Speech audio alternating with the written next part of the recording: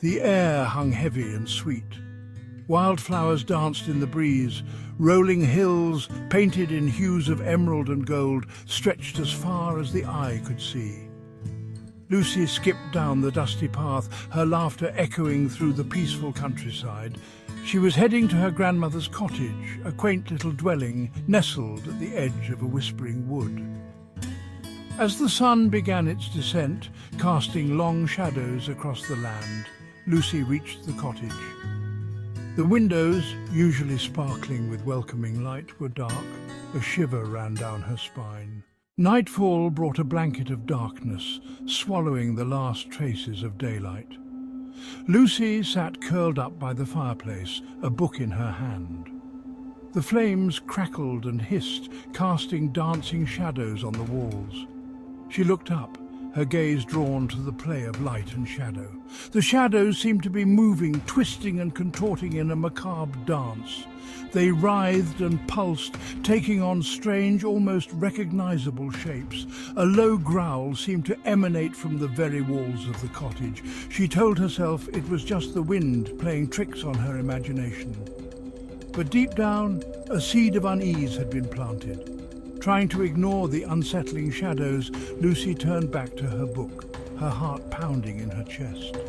The silence of the cottage, usually comforting, now seemed to press in on her, amplifying every creak and groan of the old house. The first whisper came as a soft murmur, barely audible above the crackling fire. Lucy froze, her breath catching in her throat. She strained to hear, her senses on high alert. There it was again, a faint whisper like the rustling of leaves just outside the window, but the windows were tightly shut. The whispers grew louder, more insistent, seeming to come from the very shadows themselves.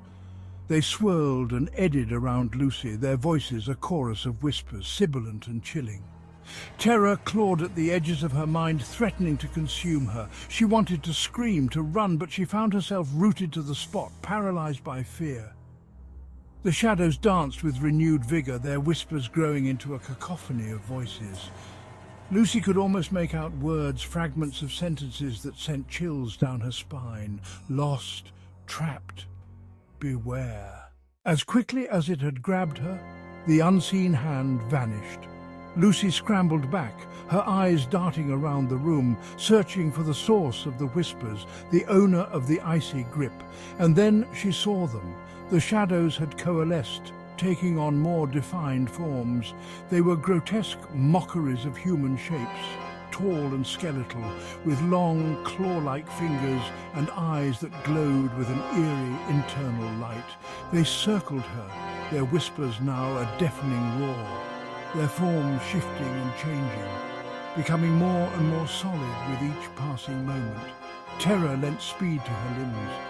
She scrambled to her feet, knocking over a lantern in her haste. Blindly, Lucy stumbled towards the door, her hands outstretched, her breath coming in ragged gasps. With a surge of adrenaline, she managed to get the door open and stumbled out into the night. The cold night air hit Lucy like a slap, momentarily clearing her head. She didn't waste any time looking back. She ran, her lungs burning, her legs screaming for respite. But the whispers followed her, echoing in her ears, urging her onward. She didn't know where she was going, only that she had to get away from that cursed cottage, from the whispering shadows that haunted its walls. As she ran, the whispers began to change. They were still menacing, still filled with a chilling malice, but now there was a sense of urgency in their tone, a desperate plea woven into their chilling song. Warn them. The veil, it thins. Beware the harvest moon. The whispers faded into the night, leaving Lucy trembling in the darkness, her mind reeling. Dawn found Lucy stumbling onto the outskirts of the village, her clothes torn, her face streaked with tears and dirt. She went straight to the village elder, a kind old woman known for her wisdom and her connection to the old ways. Lucy poured out her story, her voice trembling, her words tumbling over each other in her haste to tell her tale. The old woman listened patiently, her brow furrowed in concern. When Lucy was finished, the old woman took her hand, her touch surprisingly strong. "You did well, child," she said, her voice firm. Together they went back to the cottage, the old woman armed with herbs and talismans, Lucy trailing behind, her heart heavy with dread. But when they reached the clearing where the cottage stood, their hearts sank. The cottage was gone.